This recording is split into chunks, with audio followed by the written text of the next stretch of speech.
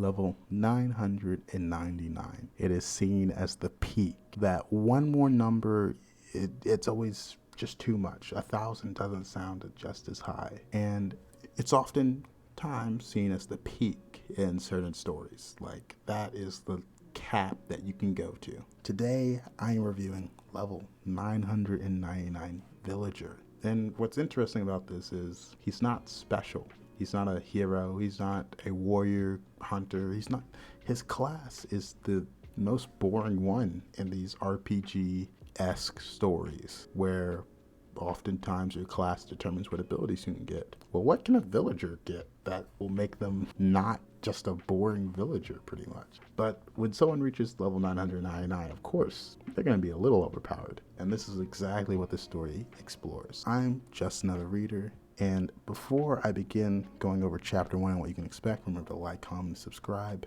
But without further ado, let's get into level 999 Villager. Our story begins in Volman City with the screams of a father and son, both villagers, both level 1, cornered by a green slime that is level 3. And we have our main character notice them, and he just says, huh?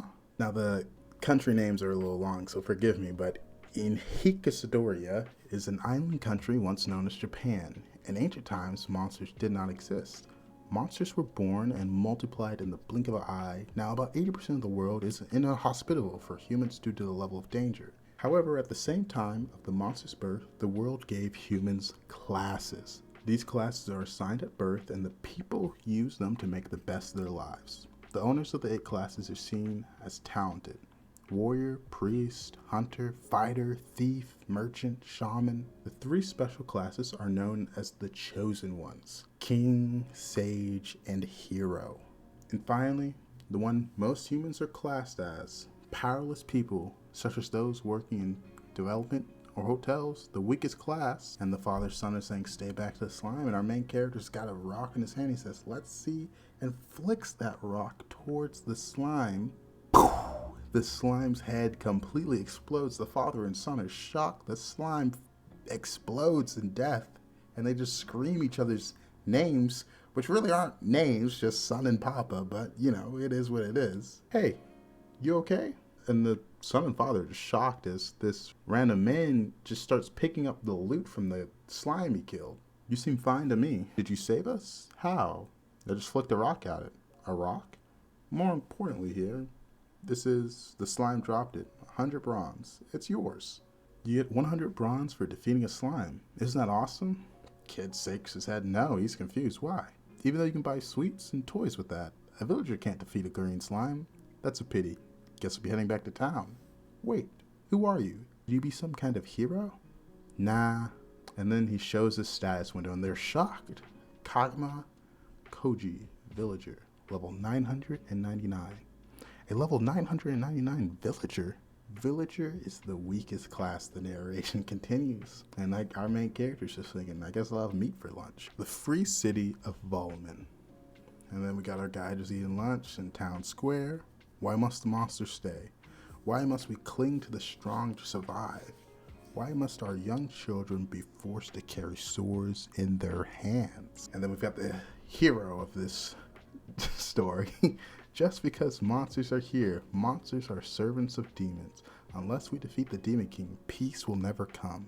And our main character is just thinking, how noisy. But the people surrounding him are just like, how nice. A hero party. Think I can join too?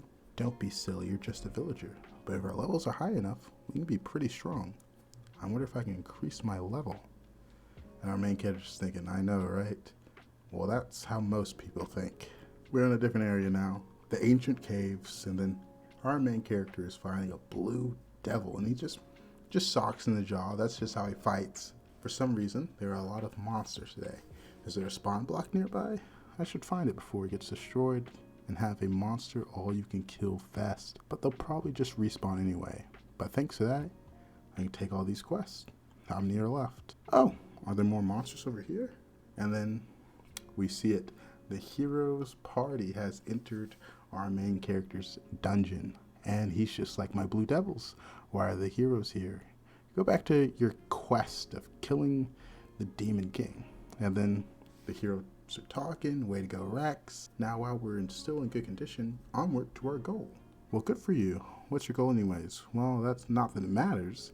Shamelessly going around taking my blue devils. I found a cluster, and he's got himself group of monsters to kill, and he gets a rare drop. A blue devil's horn that negates all hostility directed at you as long as it has energy. And he's just like, today's my lucky day. There's been a lot of rare monsters left. And he's just like, today's my lucky day. There's been a lot of rare monsters too. Only 3 blue devils left for this quest. He's about to be finished. And he's like, I'll have sushi night. Won't be a sushi train, but still it'll be sushi. And then in the background, we've got a young child that is wandering this dungeon for some reason. And our main character's just like, a girl? Why is she here? Where's she going? Hey, kid. Whoa, you're heading towards a group of monsters. Listen to me. Come over here. There are monsters over there. And he's just like, huh? Are they sleeping? Why'd they ignore? And he gets close. Oh, they look at him. Thought so. You respond to me, but not the girl. A chaser? And then 5 minutes later, he is completely lost. He's just like, damn, she is quite quick. And he's like, oh, it's getting brighter ahead. Exit. Some monsters get in the way. Too many monsters. Yeah. He just punches right through them. Kya. Off in the distance, a child scream. Is it the kid from earlier? And then we've got the kid and the hero's party's here, but facing her off for some reason. He's just like, this place belongs to the royal family. What is a thing like you doing in a place like this? And he swings his sword. Big explosion. She's just like, father. She's calling out for help. She's a child. Out jumps our main character, taking the blow for the child. And it's just looking back, everyone's shocked, like, whoa, someone jumped out of nowhere, took the blow.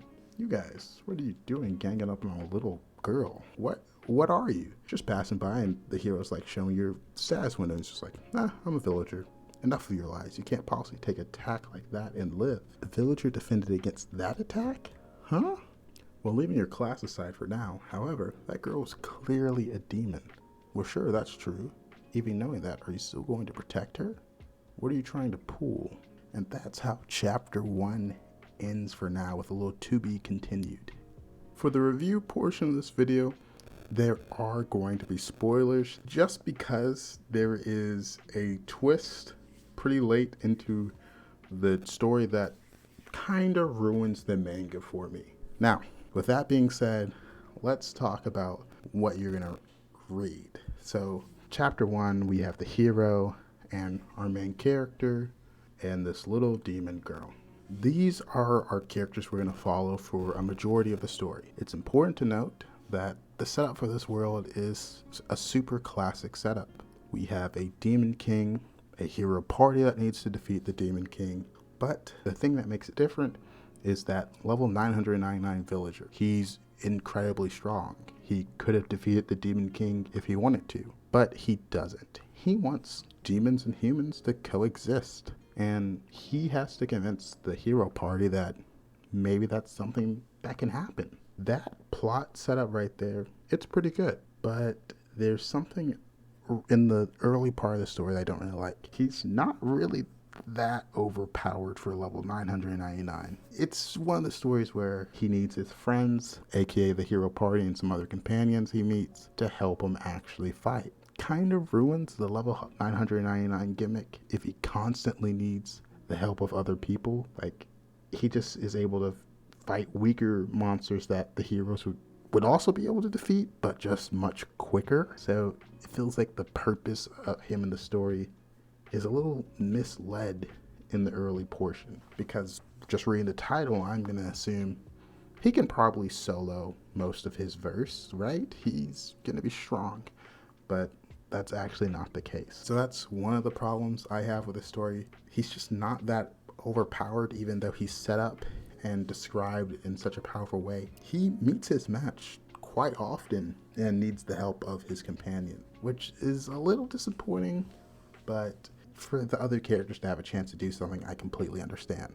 So we've discussed the problem with the main character, but for this part, I'm going to have to discuss major plot points, so warning, spoilers ahead. Here's a timestamp for when I stop discussing spoilers and start discussing what I give the manga as a rating. So you have been warned. We just went through chapter 1, but at the end of that chapter, our hero is confronting our main character, and he's like, why are you on the side of the demons? And he's like, I'm not on the side of anyone. And we find out that this guy, this insanely powerful person, wants peace between demons and humans. And for a majority of the story, they work to build that peace. And we find out our main character is actually the disciple of the Demon King in a way, and he trained under them, and that's why he's so strong. Well, while they build this peace, they actually do achieve peace between demons and humans, which is great. But the whole time there's this God, there's someone who is pulling the strings in the background.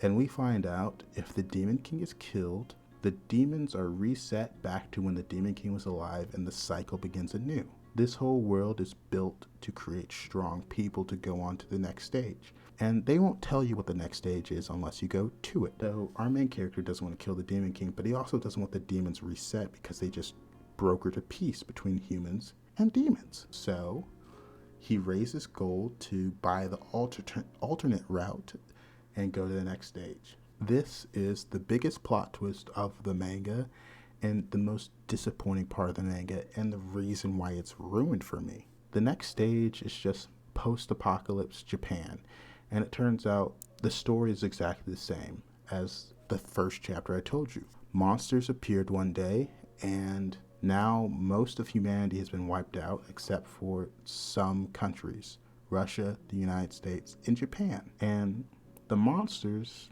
are just like cat people, dog people, and there are some real monsters, but for the most part, they're like the demons. They can be communicated with, and peace can be brought between them. And you hear me say that, and you already know what our main character is going to try and do: create peace between the two races. And this is where the manga has the biggest slip up, because yes, it is annoying that it went from medieval to modern day or post-apocalyptic, and technology is real.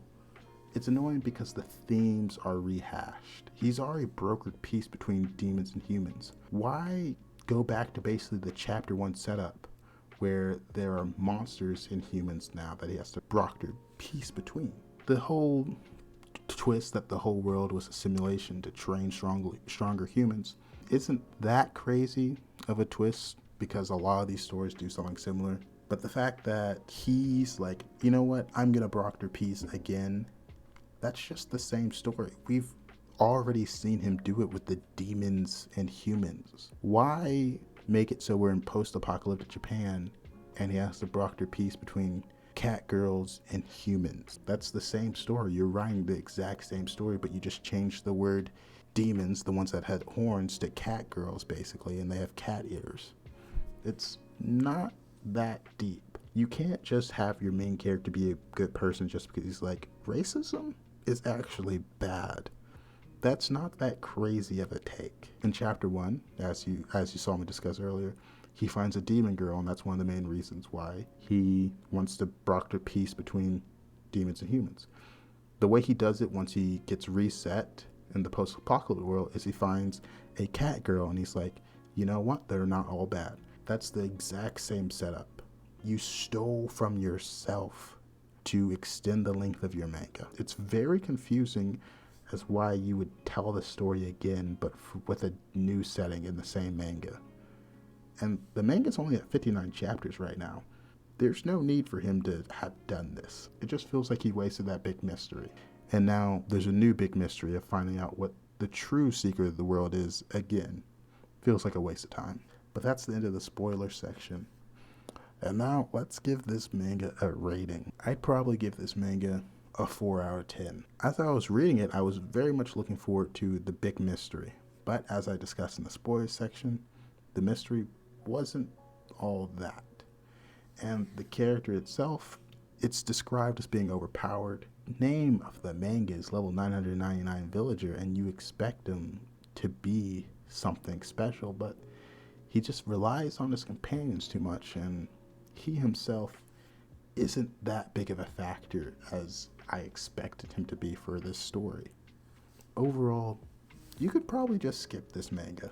There's something I forgot to discuss in the main part of the review just because there wasn't really time to really discuss how big of an issue this was. But the young demon companion our main character gets, of course she falls in love with our main character, which That's disgusting. What the fuck? But there's a part where he goes to the other world and leaves the companions behind for like 6 years. And look at this manga panel. He's like, does that mean only 1 year has passed over there? So it turns out time moves differently. And the other companion's like, oh, Kaguma is 24-year-olds right now. Since I'm 21, we're only 3 years apart. That's pretty good. And the little demon girl grew up in that time that he was gone. And she says, which is probably the most disgusting line, since I'm 16-year-olds right now, it's completely normal for people with the age difference of 7 years to marry. And it's just like, no, that's still not normal. 24 and 16, it's just really weird. The author spends like a couple of pages explaining why it's actually okay for them to like each other now, which is just weird. You created a child character, had a time skip, made it so the main character was in a different kind of like time movement period so that their ages would get closer. You just justified grooming. Really weird to spend so much time to justify it. Don't do that. That's really, really, really weird.